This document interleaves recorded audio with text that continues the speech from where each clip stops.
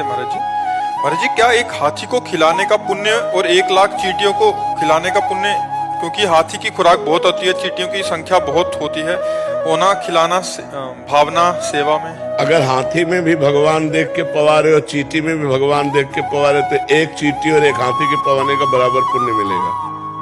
और भगवान नहीं देख के हाथी देख रहे हो, चींटी देख रहे हो तो भेद तो हो ही जाएगा। कोई पुण्य में फिर बेवकूफी थोड़ी है।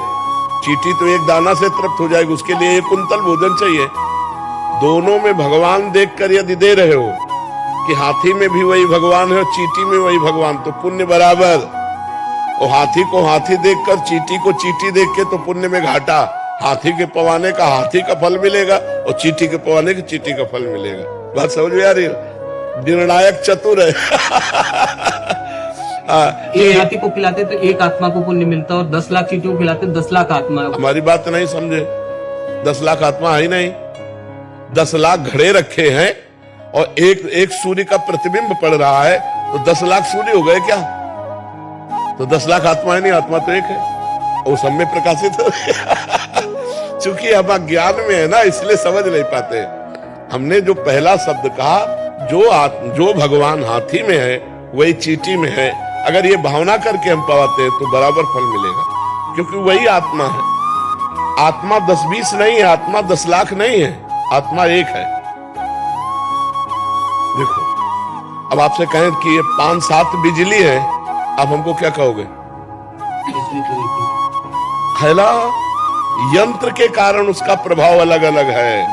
हीटर यंत्र है तो गर्मी फेंक रही, पंखा है तो हवा फेंक रही, एसी है तो ठंडा फेंक रही, लेकिन बिजली बस। ये खोपड़ियां अलग अलग है, बिजली एक है इनमें। जो बिजली है इनमें वो परमात्मा है, वो एक आत्मा है, एक वाहे गुरु है, वो एक है, वो अनेक नहीं है। बहुत अच्छे से समझ लीजिए, अगर हम भगवत भाव से किसी को पवाते तो चाहे चींटी को पवाएं चाहे हाथी को पवाएं, हमें बराबर लाभ मिलेगा। और चींटी को चींटी मान करके और हाथी को हाथी मान करके, तो फिर एक हाथी पवाओ और 2-4 अरब चींटी पवाओ, तो शायद समानता की बात जो सोची जाए। क्योंकि परिणाम है ना, वो 1 कुंतल में छकेगा और 1 किलो में लाखों हो जाएंगी, नहीं हो जाएंगी। और अगर एक चींटी में आत्म तत्व भगवान को देखकर, एक हाथी में देख के, तो बराबर फल मिलेगा। वो तुम देख के क्या पाते हो, तुम्हारा विषय है। समझ गए? मन बहुत चंचल है, इधर उधर बार बार चला जाता है। हमेशा आपकी कृपा से नाम जप होती रहती है, पर फिर भी इधर उधर भटक जाता है। हाँ, कोई भटकने दो, उससे कोई फर्क नहीं पड़ता। मन जाने से हमारी हानि नहीं है, मन के अनुसार तन जाने से हानि है। मन हमारा कह रहा है खा लो, हम नहीं खाए, कोई फर्क नहीं पड़ा। अब मन कह रहा है खा लो, हमने खा लिया, अब फर्क पड़ जाएगा।